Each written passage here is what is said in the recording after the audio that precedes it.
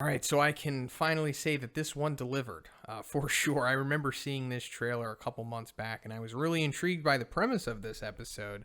Especially because of all of the characters involved in this one, which goes into like, I can't believe all of these characters are in the same place, in this episode, because there's so much significance to this that this OVA kind of just casually glances over, and maybe even just a casual viewer of this OVA wouldn't even realize like how big of a deal all these characters like coming together, talking, interacting, meeting is to like, somebody who's a hardcore, One Punch Man fan like myself, and I'm sure a lot of you watching this video. But also we're coming off of, or at least I am, the fifth OVA of season 2, which was very lackluster in my opinion. So this is just a breath of fresh air, and this is one of the best OVAs, period, from One Punch Man. It's right up there, maybe right below the fourth one that we had with Garo versus Suiri, which I can't praise enough. But man, I enjoyed this so much. It was so funny. Audibly laughing multiple times throughout this.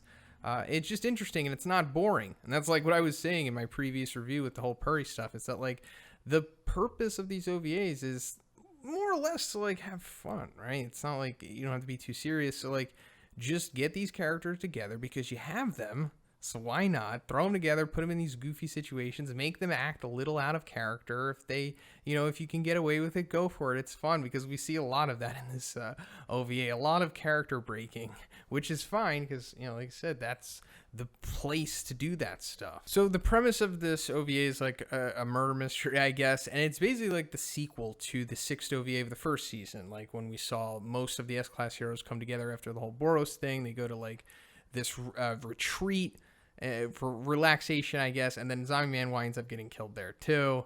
That was a fun OVA, and that was pretty good, but I think this one might even be better than that. But for some reason, the Hero Association decides to send Darkshine, Metal Bad, Zombie Man, and Child Emperor all the way out to like this secluded, like, snowy mountain to take care of one demon.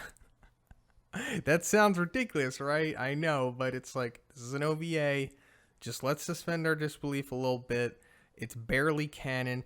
Not even really. I mean, this is pseudo-canon. It doesn't even matter if it is canon. Nothing really substantial happens here other than these characters having memories of them interacting with each other, which they might lose as the series goes on. But, yeah, pretty far-fetched to have four, rather powerful S-Class heroes come to deal with one demon who's just in the mountains. This is something that you would send, like, the Tank Top army or tank top crew to go do. So another interesting thing about this collection of characters in this villa, at least in the very beginning of this, and I'm sure a lot of you hardcores picked up on this, this is essentially the cast of the VGS minus Child Emperor. He's like an addition here, but like the VGS, the whole thing that we always talk about with Carnage Kabuto versus the S-Class heroes, the simulation that from the audiobook that one took time and put into everything.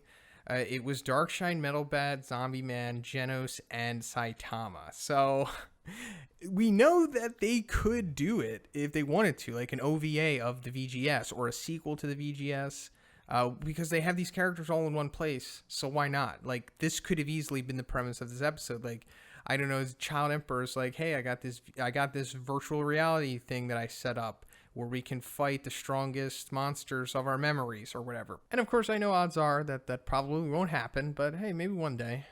But anyway, another character that's randomly at this villa is Flashy Flash. And he has a very interesting role in this OVA because it's kind of like a non-role. He doesn't really do anything except, I guess, provide fan service for both like being appealing and funny, I suppose, because he does have a lot of fan servicey moments, or the only moments he really has, and it's comical and both enticing. But and also you can also draw the parallels between him and Sonic, which is, I think, definitely intentional, because Sonic is also in this OVA. He was tracking down Saitama. They led him to here. Saitama and Genos apparently go to this villa sometimes. That's implied, to just chill. Flashy Flash does as well. That's why they are coincidentally here. But Sonic falling into this place because he's like freezing outside is super significant because Sonic is meeting all of the S-Class heroes here. This is, as far as I know, the first time that he's meeting them. And besides just him meeting them, aside from the S-Class meeting, like in season 1, when we got introduced to all the S-Class heroes, I think this is the first time on screen that we've seen these characters interact with Saitama, right? Like Metal Bat, Darkshine, Zombie Man, Child Emperor. When have these characters interacted with Saitama?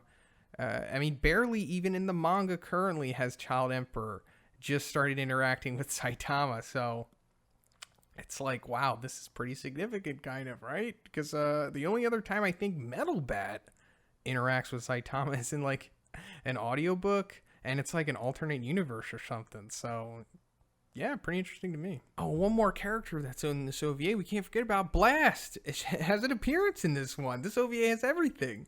Like when the bearded worker shows up on Child Emperor's tablet, I was like, yes, this is it. This was like the cherry on top of this excellent sundae. It's like everything I needed was here. But anyway, back to Sonic. I love the moment like when he's tied up and we see like Zombie Man, Metal Bat, interestingly enough, and Darkshine all tending to him and caring to him. This is like one of those out of character moments I was talking about. This is definitely fan service for sure. I'm aware of it, but I'm down with it. It's fun. Come on. Like I've been saying with these OVAs. But then like when Sonic's like, hey, it's warm in here, it's hot. This is also like, and then later he says like, I hate the cold. So I guess that's like a ninja thing. It goes back to him and Flashy Flash, both being ninjas coming from the same graduating class as said in chapter 95 or 96 in the manga. And, we see that Flashy Flash loves the heat, obviously, because when it goes to his room, he has like the heaters, he has the hair dryer and all that stuff. So yeah, I guess it's just showing that like ninjas love the heat, they hate the cold. Maybe it has something to do with their training. And also, this is one of the instances where Flashy Flash and Sonic are in the same place at the same time, but not meeting each other, right? Because like I said, they come from the same graduating class, so they definitely have to know about each other. So that's another little significant thing about this OVA. Also, another cool thing that I liked from this OVA is like when Saitama sneezes and like coughs, it's like so powerful that it's like blowing out like the windows and stuff. Very accurate to, something that would happen with a character of this level of power. It's just, we don't really see it happen too much. They don't want to have to, deal with that continuity all the time in the manga and all that stuff. But another thing is that like he's sick, which is or has like a mild cold or something, which is interesting because you'd think that like somebody at his level of strength would have a immune system to match it. But we're just in a different kind of OVA here, and I'm sure they would probably even play that in the series anyway. So then we come to the point of Zombie Man dying, and I think they kind of like make it apparent what's going on here because they show like in a very specific instance like Zombie Man flicks his lighter and then the explosion happens, and you're like, oh, okay, that's a trope with like movies and TV shows and stuff. It's like, like there's gas or whatever going around in a place, and then somebody is like lighting a cigarette or something, and then boom. And that was pretty much what happened here. So I was like, oh, okay, he inadvertently did himself. And then we find out it's because everybody kind of contributed to dust particles and temperatures rising and lowering, and then Zombie Man sparking the lighter, and it caused a explosion phenomenon, or whatever Child Emperor says. I like how they use him, obviously, for the exposition here. That is one of his main purposes in the series. I liked. So then we come to the end with the monster showing up that was, built up, explained by bearded worker and everything. The crazy brown bear monster, I don't know, whatever his name is. I kind of like his design. It's pretty cool, and he is a demon, so he's got that going for him. But I mean, he's going against some of the strongest beings on that planet. They're all together in one place, which is another funny thing about the outcome of this fight, because like it's not like a massacre. I mean, it is, but it's not like violent or anything. It's just like a comical beatdown. Like you hear like pop, pop, pop, pop, pop, pop, and then like he's still intact, and it looks like he's just unconscious, and he just got beat down by Saitama, Genos, Darkshine, Metal Bat, and Sonic. Like, oh my god, just on one demon. Like imagine what that would really look like. It would be like somebody making wine or something, but I don't know, I guess they all held back. They all took it easy on him because they didn't want to make a mess, I suppose. But yeah, great OVA. It's bittersweet that this is the last one of season 2, because, these are the things that we kind of used to keep us going after season 2 was over last year. But now they are over, and it looks like we're just going to have to wait for season 3 and also, the live action movie. But yeah, that's pretty much it. I enjoyed it, like I've said. I hope you did too. Let me know in the comments. And if you like the review, please give it a like. I also have a Patreon. Gives you access to a weekly Q&A. And if you haven't already, please subscribe as well. Have a great day, and I'll see you in the next one.